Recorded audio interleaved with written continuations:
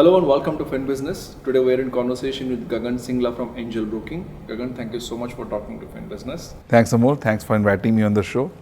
And I would like to add that I have not told you earlier, but I have heard a lot about you. It's an honor to be here. Thank you so much. So when you speak about stock, when you speak about share market, it's in fact the area where digital started long back with dematerialization. But now digital is actually revolving the finance sector. If I ask you specifically, what is that the broking industry doing specifically in digital right now? Broking is the only industry where everything is digital. Right? You don't have a physical product to sell. You don't have a physical service to give. You don't have to send anything to any consumer. Right. No consumer has to come to you to do anything.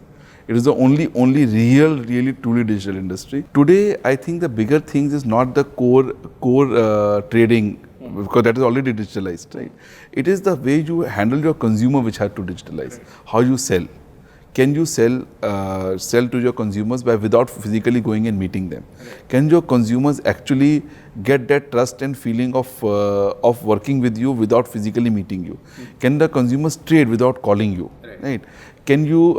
So all of this was not there till maybe few years back. Right now, the whole broking industry is going in that area. Now, people are able to open accounts completely online with us. Right? People are able to do trading completely on mobile app. We already have 60-80%. We have 90% online and 60% mobile app trading.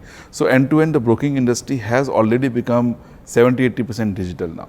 And it's only a matter of a time when the consumers, there will always be a percentage of consumers who still don't want digital. Because of those consumers, we have to serve all our consumers. We have to keep them happy. So we do have a non-digital part. True. As and when we go forward in next 10 years, all the consumers will be millennials. Right. At that time, everybody will like digital and we will be 100% digital. See, in financial services industry, what is the bigger challenge? Retail financial services industry. One of the big challenges is cost of acquisition. The reason a private sector, large financial services house in retail, and I'm only talking retail because the institutional world is very different, cannot really grow beyond a point is because cost of acquisition is very high. I can acquire a customer at 5,000 rupees if he gives me 8,000 revenue. But then as I try to increase my consumers, my cost of acquisition increases. And the consumer's revenue decreases. Our time comes when my cost of acquisition is 8,000 rupees, and the revenue the consumer can give me is 6,000 rupees. At that time, it becomes non-viable. So, private sector financial services business cannot grow till the time beyond a point because cost of acquisition is high. Why is it high? Because of physical. As technology is getting in, my cost of acquisition is going very fast, extremely down.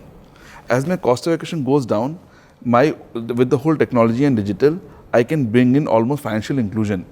Because now I can go to every consumer who gives me even 1,000 rupees revenue. Right. Because I can acquire the consumer as 500 rupees. Just a quick fact check. If you could tell me how many people are right now on physical mode and how many are on online mode? So online, offline. I said that in terms of our trading, 90% people are online. Okay. So only 10, in Angel Broking. So there will be about 10% people who are using the physical mode still. If I ask you specifically what kind of technologies under digital you are adopting at Angel Broking, because you're talking about machine learning, you're talking about blockchain and artificial intelligence and data and so on and so forth. So what is that one thing that you are actually doing at Angel Broking? We're not doing one thing, we're doing multiple. So I'll talk about 2-3 things if you don't mind. We are using significant amount of machine learning and AI. The engine ARQ is built on high-end machine learning and AI platforms. We use very specific algorithms. These are not available in the mass area. These algorithms help us find out what is the right portfolio. These algorithms, just to give a very small glimpse, are abstraction of abstraction. So you actually don't choose any stocks and funds. You actually don't choose them. You actually choose what chooses them, and then you choose what chooses them. Wow. Based on that, you are able to find. So that's the beauty of how AI works. AI does not tell you what to do. It tells you what to do to choose what to do, and therefore what to do to what to do to. How accurate is this? Okay, so the only way to check accuracy is to look at last 18 years of data. So what you do is you assume that you are sitting in 2004. Now you only have data till 2004. Yes. So now you apply data of till 2004 and ask your engine to give recommendations. And then you check how this recommendation is working, because now you have real data after 2004. So we have seen extremely high accuracy, 90%, 97%. There will be certain very weird cases where it's 85% also, but generally it is very high. Unless it goes to that level, we don't even launch it. So it took us more than a year to launch it because there were many iterations to be able to perfect the algorithms that we are able to get to at that high level of accuracy. Most of the finance companies complain when you speak about the data. Obviously, you can use the data only when it's in shape. You can take the most of the benefit of AI only when the data is in shape. That's correct. But we have lots of data, but it's unstructured data. So how do you actually polish that unstructured data to make those right decision under AI? So there are two kinds of unstructured data. One is when the data is actually objective data but is not structured well, which I don't think you're asking, but we're talking about more textual data. Right. Yeah. See, unstructured data analysis, first of all, is not 100% mature even today. Okay. Yeah. Unstructured data analysis is going through a very good, fast path. And you would see that when Siri was launched about 3-4 years back, in 2011, I think, it was not good. Right? Even if you look at Google's assistant today, it is still not that good. If you try it out, it is not able to understand you many times. So that gives you a perspective that Googles and Apples and Facebooks of the world are still trying to perfect it. So let us be very candid and honest here. That unstructured data analysis still has to go a very large path to become very good. What is there? What is there today is that while unstructured data analysis cannot talk to you, so it cannot become pure human, it can still throw some patterns wherever you find them. So if you do there is a famous parser called Stanford parser. Yes. Stanford parser is a very good parser. It's publicly available. If you use those parsers, it can build, if it reads a full document, it ingests a document, it gives a full entity structure of the document. From that document, for example, you can compare two documents. You can find out which entities are given more value over other end. Like this, you can get some patterns. Some of these patterns help you as an input into finding your recommendations. Right. So that is a level of unstructured analysis anybody can do. Okay. And anything else is not at that level which can be offered to market. So you can only offer those things to mass audience in a retail segment till you have perfected it. Otherwise, it will be unfair to do it. So where actually do you use this analysis? Once you have this data, once under AI, you have come with a conclusion, okay, this is what can be done. So in which sectors? Is it for retail investors? Is it for the HNIs? Is it for the... So first of all, we serve primarily retail only, right?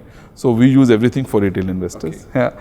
And in terms of where do we use it, our engine Arc, there we take some inputs, right? But it is still 10-20% of the inputs, very small. The bigger inputs are still objective data. And how successful it is? I would say it is partially successful, and the bigger value is coming from the objective data.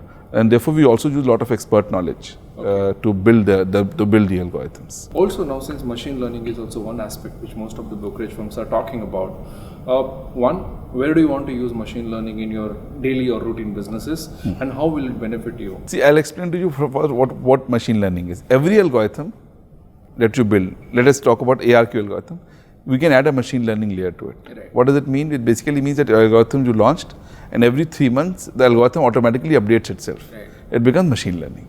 Machine is learning by itself. Yes. Right? So we are using, for example, machine learning in Arc, for example. That is one. We also use machine learning, for example, in analysis of emails. We have a lot of emails which come from consumers. So we have an engine which automatically reads the emails. The unstructured example, I think I should have talked about. Reads the emails, bifurcates the emails, understands the criticality of the issue, understands the area of the issue, and it also is able to send the email or forward the email to right people in the customer service department who can handle that email immediately with the right amount of flags. This is a complete unstructured data analytics. This algorithm also keeps learning. So as and when these people dispose that email or take action on it, and it also starts to see how the actual severity happened. For example, today an email was looked at a severity of 9 out of 10.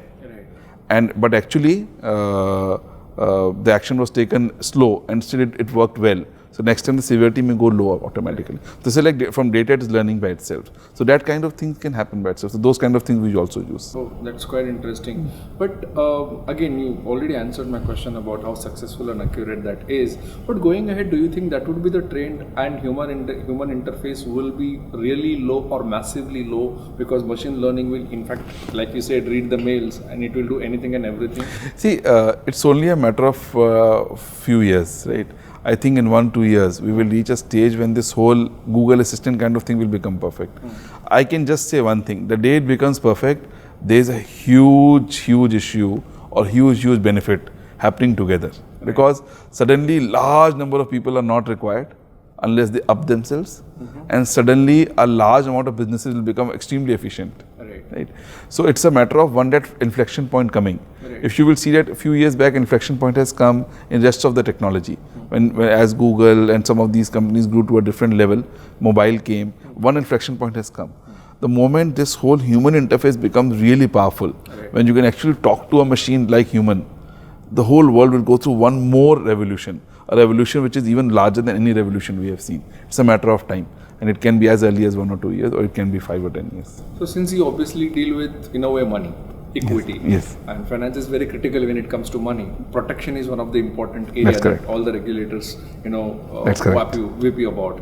Now the question is this: that how do you deal with the obstacles when you implement the technology? I'll give you first of all another data point, and I can't vouch for this data point, but I have heard at some analysis, some research says that today Delhi is the safest city in the country as compared to it was 10 years ago.